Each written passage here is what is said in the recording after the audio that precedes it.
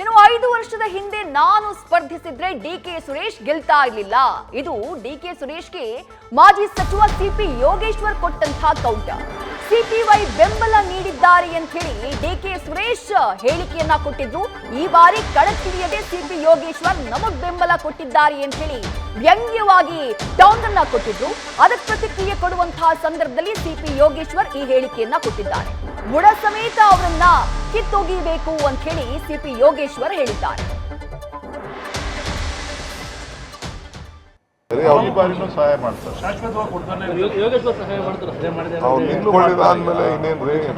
ಯಾಕೆ ನಿಂತ್ಕೊಳ್ಳಿಲ್ಲ? ಅವ್ರು ನಿಂತ್ಕೊಂಡಿಲ್ಲ ಅಂದ್ರೆ ನಾನು ಸಹಾಯ ಮಾಡ್ದಂಗಲ್ವಾ? ಇಲ್ಲಪ್ಪ, ಅವ್ರು ನಿಂತ್ಕೊಂಡಿಲ್ಲ ಅಂತ ಅಂದ್ರೆ ನಾನು ಸಹಾಯ ಮಾಡ್ದಂಗೆ ತಾನೆ. ಅದ್ರ ಅಂಡರ್ಸ್ಟ್ಯಾಂಡಿಂಗ್ ನೀವು ಅರ್ಥ ಮಾಡ್ಕೊಳ್ಳಿಲ್ಲ. ಒಟ್ಟಿನಲ್ಲಿ ನನಗೆ ಅನುಕೂಲ ಮಾಡ್ಬೇಕು ತಾನೆ, ಮಾಡಿದ್ರೆ. ಹೌದು, ನಾನು ಹಿಂದೆ 5 ವರ್ಷದಿಂದ ಸ್ಪರ್ಧೆ ಮಾಡಿದರೆ ಸುರೇಶ್ ಇರ್ತಿರ್ಲಿಲ್ಲ. 5 ವರ್ಷದ ಅನುಕೂಲ ಮಾಡಿಕೊಟ್ಟಿದ್ವಿ. ಅದಕ್ಕೆ ಈ ಸಾರಿ ಬುಡಸಹಿತ ತೆಗಿಬೇಕು ಅಂತ ಡಾಕ್ಟರ್ ಮಂಜುನಾಥ್ ಅವರನ್ನು ತಂದಿದ್ದೀವಿ ಅಷ್ಟೇ.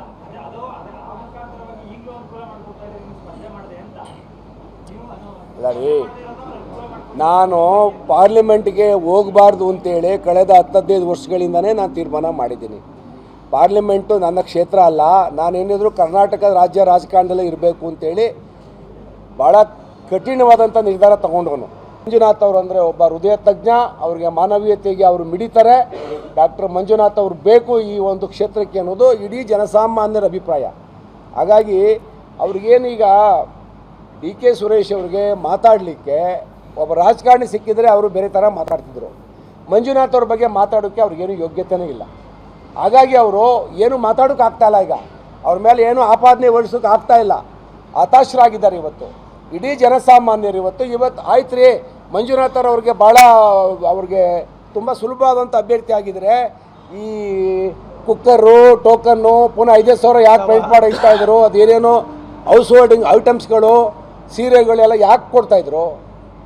ಅವ್ರಿಗೇನಾಗಿದೆ ಅಂತ ಅಷ್ಟೊಂದು ಭಾಳ ಪ್ರಭಾವವಾಗಿ ಜನಸೇವೆ ಮಾಡಿದರೆ ಕೆಲಸ ಮಾಡಿದರೆ ಯಾಕೆ ಅವ್ರು ಈ ಕೆಲಸ ಮಾಡಬೇಕು?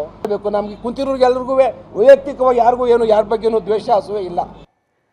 ಇದು ಡಿಕೆ ಬ್ರದರ್ಸ್ಗೆ, ಅದರಲ್ಲೂ ಬೆಂಗಳೂರು ಗ್ರಾಮಾಂತರ ಕ್ಷೇತ್ರದ ಅಭ್ಯರ್ಥಿ, ಕಾಂಗ್ರೆಸ್ ಅಭ್ಯರ್ಥಿ ಆಗಿರುವಂತಹ ಡಿಕೆ ಸುರೇಶ್ಗೆ ಮಾಜಿ ಸಚಿವ ಸಿಪಿ ಯೋಗೇಶ್ವರ್ ಕೊಟ್ಟಿರುವಂತಹ ಕೌಂಟರ್ ಇದು. 2019ರಲ್ಲಿ ಅವರೇ ಸ್ಪರ್ಧೆ ಮಾಡ್ತಾರೆ ಅನ್ನುವಂತಹ ನಿರೀಕ್ಷೆ ಇತ್ತು. ಬಟ್ ಆ ಸಂದರ್ಭದಲ್ಲಿ ಅಶ್ವಥ್ ನಾರಾಯಣ್ ಗೌಡ ಅವರು ಕಂಟೆಸ್ಟ್ ಮಾಡ್ತಾರೆ. 2 ಲಕ್ಷ ಮತಗಳ ಅಂತರದಿಂದ ಡಿಕೆ ಸುರೇಶ್ ಗೆದ್ದು ಬಿಡ್ತಾರೆ. ಅದನ್ನೇ ಇವತ್ತು ಸಿಪಿ ಯೋಗೇಶ್ವರ್ ಅವರು ಉಲ್ಲೇಖ ಮಾಡಿರೋದು.